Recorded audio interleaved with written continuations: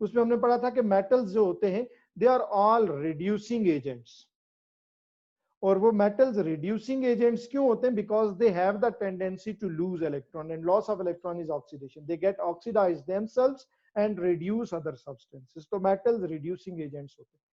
और अगर आप ग्रुप 1 एलिमेंट्स के रिएक्शन विद वाटर को रिकॉल करें तो उसमें हमने पढ़ा था कि they reduce water into hydrogen and themselves they get oxidized either into their oxides or hydroxides। जो स्मॉलर होते हैं वो अपने ऑक्साइड्स में ऑक्सीडाइज होते हैं, जिन कैटाइंस लार्जर होते हैं वो अपने हाइड्रोक्साइड्स में होते हैं। तो यही है इनका भी रिएक्शन, ये भी मेटल्स हैं, ये भी रिड्यूसिंग एजेंट्स हैं। They will reduce water into hydrogen and themselves they will be oxidized। अब रिड्यूसिंग स्ट्रेंथ जो होती है that depends upon tendency to lose electron. Since these alkaline earth metals are present on the right side of the alkali metals और left to right ionization energy increase होती है, इसलिए इनकी ionization energy alkali metals की ionization energy से higher होती है। अब जब ionization energy higher होगी तो tendency to lose electron weaker हो जाएगी, वो इतना इजीली ये इलेक्ट्रॉन लूज नहीं करते जितना alkali metals करते हैं, इसलिए इनकी रिड्यूसिंग स्ट्रेंथ भी फिर क्या होगी? अल्कली मेटल्स की रिड्यूसिंग स्ट्रेंथ से वीकर होगी। They are metals, they are reducing agents, but they are weaker reducing agents as compare to alkali metals. फिर ग्रुप की बात करें तो ग्रुप में टॉप टू बॉटम आए तो आयोनाइजेशन एनर्जी अभी हमने पढ़ा क्या हो जाती है? डिक्रीज होती है। और जब आयोनाइजेशन एनर्जी डिक्रीज होगी तो tendency to lose electrons will increase. Alkali metal से तो ये वीकर रिड्यूसिंग एजेंट्स हैं, लेकिन जब ग्रुप में टॉप टू बॉटम आएंगे बेरिलियम से मैग्नीशियम, कैल्शियम, स्ट्रोंशियम, तो इनकी आयोनाइजेशन एनर्जीज फर्दर डिक्रीज होती जाएंगी और एज अ रिजल्ट इनकी tendency to lose electron increase होगी। इनकी रिएक्टिविटी, इनकी reducing strength top to bottom क्या होगी? इंक्रीज होगी। Due to same reasons beryllium, फिर इसकी आयोनाइजेशन एनर्जी क्या है अपने ग्रुप में? मैक्सिमम है, हाईएस्ट है। जब इसकी आयोनाइजेशन एनर्जी हाईएस्ट है तो इसकी tendency to lose electron weakest है, उसकी रिड्यूसिंग स्ट्रेंथ बहुत वीक है, और ये इतना वीक है as reducing agent that it can not reduce water. Alkali metals तो सारे के सारे वाटर को रिड्यूस कर जाते हैं, बट अल्कलाइन अर्थ मेटल्स में से beryllium is the top most member with the maximum ionization energy and weakest tendency to lose electron, so it is so weak as a reducing agent that it cannot reduce water। वो water के साथ react नहीं करता और उसको reduce नहीं करता। आप इसको ऐसे लिख दो कि बेरिलियम को अगर हम water से react करेंगे तो there will be no reaction, it will not react, it will not reduce water। Magnesium पे आ जाएंगे, एटॉमिक रेडियाई स्लाइटली इंक्रीज हो जाएंगे, आयोनाइजेशन एनर्जी डिक्रीज होगी, उसकी टेंडेंसी टू लूज इलेक्ट्रॉन कुछ इंक्रीज हो जाएगी, तो वो उससे कुछ स्ट्रॉन्ग रिड्यूसिंग एजेंट है and strong enough to reduce water. अब वो वाटर को रिड्यूस करता है, although it reacts quite slowly with water in cold state. Cold water के साथ रिएक्ट करेंगे तो बड़ा स्लोली रिएक्ट करेगा और वाटर को रिड्यूस करेगा हाइड्रोजन में, खुद ऑक्सीडाइज होगा अपने हाइड्रोक्साइड में। लेकिन ये जो मैग्नीशियम हाइड्रोक्साइड होता है ये इनसॉल्युबल होता है, तो उसकी इनसॉल्युबल लेयर जब उस मैग्नीशियम की सरफेस पे डिपॉजिट हो जाती है तो फर्दर रिएक्शन स्टॉप हो जाता है, वो कंप्लीट नहीं होता रिएक्शन। थोड़ा सा रिएक्शन होगा, स्लो सा रिएक्शन विद कोल्ड वाटर, और it will reduce water into hydrogen and itself it will be oxidised into this magnesium hydroxide। Since that magnesium hydroxide is insoluble, so due to the formation of that insoluble layer of magnesium hydroxide, after a little bit of time the reaction will stop। लेकिन अगर इस magnesium को हम react करें with steam, water के साथ react करें steam की फॉर्म में, then it will react quite readily with that steam and now it will reduce it into hydrogen as usual, and in this particular case at that higher temperature it will be oxidized into magnesium oxide। hot water higher temperature पे इसके steam के साथ ये ज्यादा readily react करेगा और उसको reduce करेगा हाइड्रोजन में और खुद ऑक्सीडाइज होगा अपने ऑक्साइड।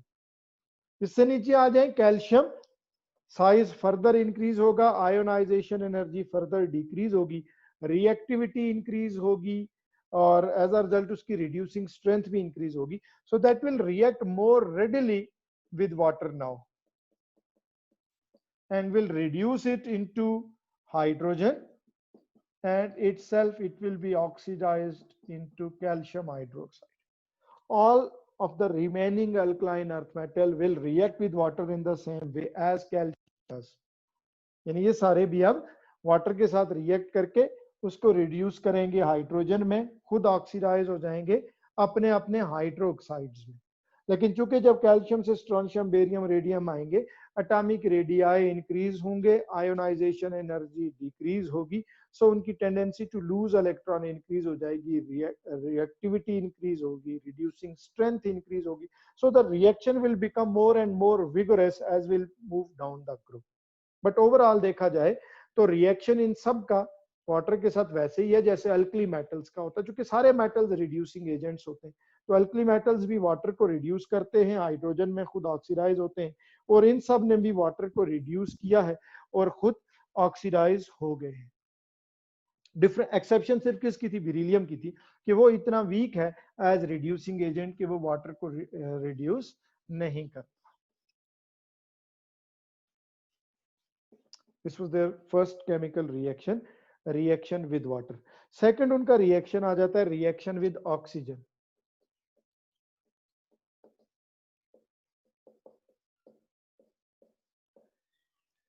अच्छा, ये रिएक्शन भी हम जिस तरह ग्रुप 1 में पढ़ चुके ऑलमोस्ट वैसे ही होगा। ग्रुप 1 एलिमेंट्स के लिए हमने पढ़ा था कि when they are heated in air, they burn with different colored lights, different colored flames, producing their oxides.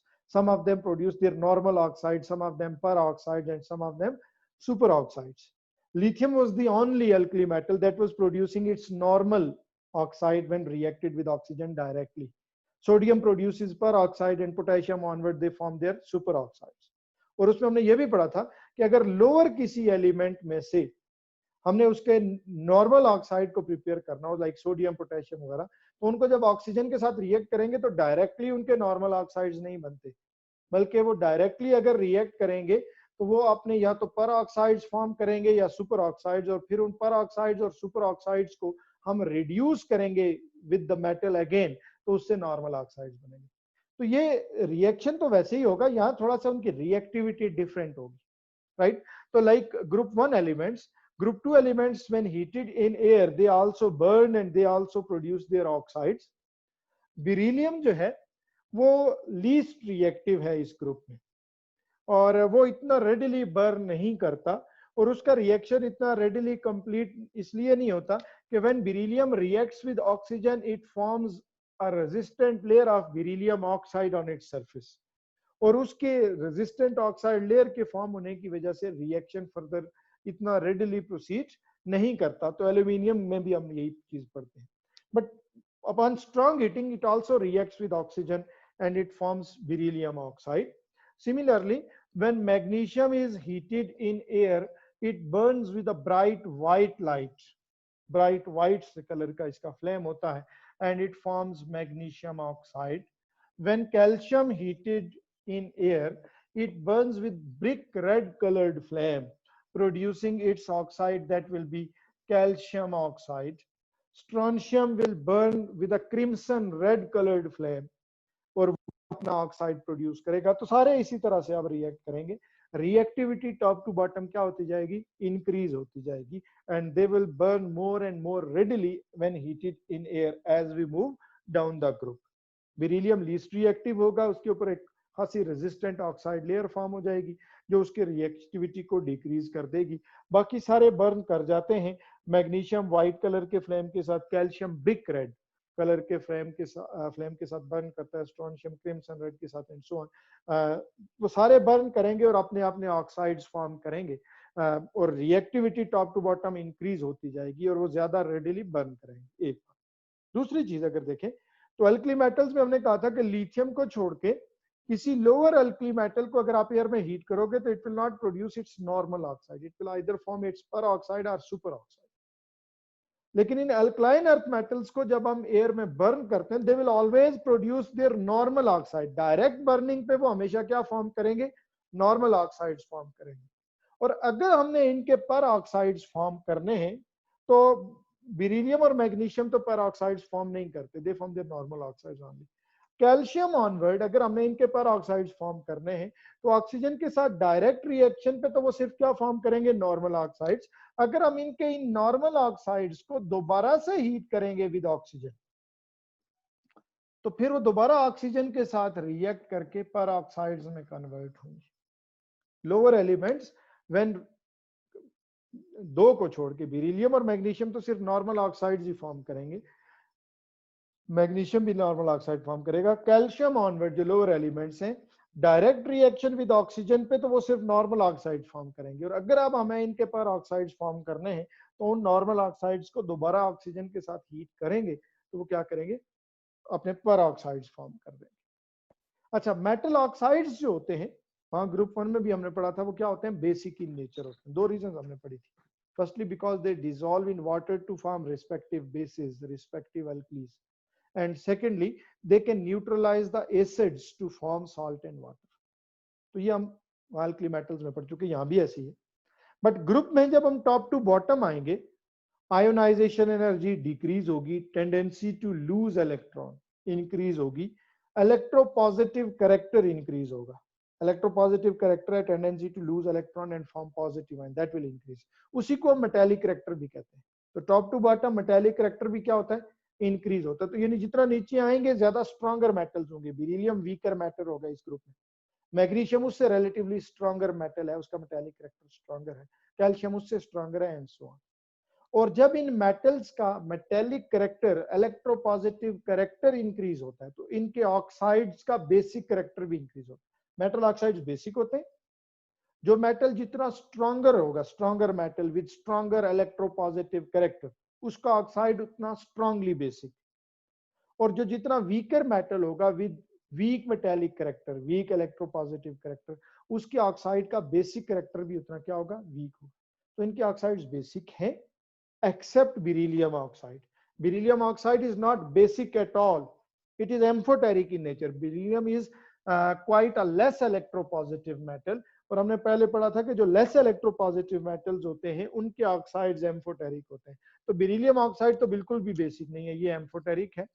And being amphoteric, अगर हम इसको किसी एसिड के साथ रिएक्ट करें लाइक HCl, ये उसको भी न्यूट्रलाइज कर देगा to form salt and water. और अगर हम इस बेरिलियम ऑक्साइड को किसी बेस के साथ रिएक्ट करें लाइक NaOH, ये उसको भी न्यूट्रलाइज कर देगा to form salt, in this case sodium beryllate and water. तो ये तो एम्फोटेरिक है। Magnesium oxide is basic although weakly basic. क्यों बेसिक है, वाटर में डिसॉल्व करें तो हालांकि ये कोई बहुत ज्यादा सॉल्युबल तो नहीं है, अपेरेंटली वो व्हाइट सा पाउडर हमें सेटल डाउन होता हुआ नजर आ रहा होता है और हम समझते हैं शायद वो डिसॉल्व नहीं हुआ, लेकिन जब उस सोल्यूशन की पीएच चेक करते हैं तो वो अल्कलाइन हो चुकी होती है। इट मींस कि कुछ ना कुछ इसकी अमाउंट डिसॉल्व भी होती है और ये वाटर में डिसॉल्व होके एक अल्कली, एक बेस फॉर्म करता है, मैग्नीशियम हाइड्रोक्साइड, इसलिए ये basic in nature. Similarly, this magnesium oxide, when reacted with some acid like H2SO4, will neutralize that acid to form salt and water. तो जब एसिड को न्यूट्रलाइज करेगा तो तब भी ये कौन सा कैरेक्टर शो करेगा, बेसिक कैरेक्टर शो करेगा। अच्छा, फिर एंड सो ऑन, इससे नीचे आएंगे तो सारे मेटल्स इसी तरह से, सारे मेटल्स के ऑक्साइड्स वाटर में होंगे to form respective hydroxides bases और एसिड्स को न्यूट्रलाइज करेंगे, इसलिए वो सब के सब क्या होंगे, बेसिक होंगे। जितना नीचे आएंगे सॉल्युबिलिटी इंक्रीज होती जाएगी, ज्यादा रेडिली डिसॉल्व होंगे। मैग्नीशियम ऑक्साइड से कैल्शियम ऑक्साइड रिलेटिवली मोर सॉल्युबल होगा, उससे आगे स्ट्रोंशियम एंड सो ऑन, सबके ऑक्साइड ज्यादा सॉल्युबल होंगे। और चूंकि मेटल्स का इलेक्ट्रोपॉजिटिव कैरेक्टर इंक्रीज हो रहा है तो इसलिए उनके ऑक्साइड्स का बेसिक कैरेक्टर भी क्या होता जाएगा, स्ट्रॉन्गर होता जाएगा। Beryllium oxide was amphoteric, magnesium oxide was very weekly basic in nature, calcium oxide इससे थोड़ा स्ट्रांगली बेसिक होगा, स्ट्रोंशियम ऑक्साइड उससे स्ट्रांगली बेसिक होगा एंड सो।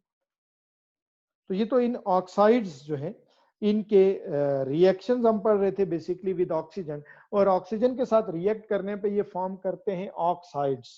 तो उन ऑक्साइड्स की भी साथ हमने नेचर देख ली कि चूंकि जनरली तो मेटल ऑक्साइड्स बेसिक होते हैं और ग्रुप में टॉप टू बॉटम जब मेटल्स का मेटेलिक कैरेक्टर इंक्रीज होता है तो उनके ऑक्साइड्स का बेसिक कैरेक्टर भी क्या हो जाता है, इंक्रीज हो जाता है। और इस ग्रुप में जो बेरिलियम ऑक्साइड है that is not basic, that is amphoteric, बाकी सारे बेसिक है और उनका बेसिक कैरेक्टर रिलेटिवली इंक्रीज हो जाता है। अच्छा, एक और चीज इसमें जो यहाँ मेंशन है, reaction with nitrogen. In alkaline earth metals को जब हम एयर में बर्न करते हैं तो वो न सिर्फ ऑक्सीजन के साथ रिएक्ट करके अपने रिस्पेक्टिव ऑक्साइड्स फॉर्म करते हैं, बल्कि एट द सेम टाइम ये अल्कलाइन अर्थ मेटल्स नाइट्रोजन के साथ भी रिएक्ट कर रहे होते हैं और अपने अपने नाइट्राइड्स भी फॉर्म करते हैं। लाइक मैग्नीशियम को जब आप एयर में बर्न करोगे तो एक तरफ वो ऑक्सीजन के साथ रिएक्ट करके मैग्नीशियम ऑक्साइड फॉर्म कर रहा होगा, एट द सेम टाइम वो एयर में जो नाइट्रोजन प्रेजेंट है उसके साथ भी रिएक्ट करके मैग्नीशियम नाइट्राइड भी फॉर्म कर रहा होगा, Mg3N2। कैल्शियम को जब हम एयर में बर्न करेंगे तो वो कैल्शियम ऑक्साइड भी फॉर्म कर रहा होगा, वो कैल्शियम नाइट्राइड Ca3N2 भी फॉर्म कर रहा होगा। तो इस तरह से वो जब इन अल्कलाइन अर्थ मेटल्स को बर्न करते हैं इन एयर, तो they not only react with oxygen to form their oxide, वो अपने अपने नाइट्रोजन के साथ रिएक्ट करके नाइट्राइड्स भी फॉर्म करते हैं। और जब हम इन नाइट्राइड्स को अगर वाटर में डिसॉल्व करेंगे तो they will form metal hydroxides and release ammonia. तो यानी हम इन नाइट्राइड्स को अमोनिया की प्रिपरेशन के लिए यूज कर सकते हैं। मेटल नाइट्राइड्स को वाटर में डिसॉल्व करें तो मेटल हाइड्रोक्साइड और अमोनिया बनते हैं। इसका मतलब हम इनको अमोनिया की प्रिपरेशन के लिए यूज कर सकते हैं। गैलेक्सी J5, ये अब कैसे कैसे नाम आने शुरू हो गए हैं इंसानों में भी। मैंने कल ग्रुप में देखा था, आपकी क्लास टीचर आपको कितनी दफा रिमाइंडर दे चुकी हैं कि अपने ओरिजिनल नेम्स यूज करें, तो मोबाइल फोन्स वाले नाम ना रखें, अपने असल नाम यूज करें। उसने वहां से हटा लिया, डिस्कनेक्ट हो गई है, पता नहीं कौन थी गैलेक्सी J5।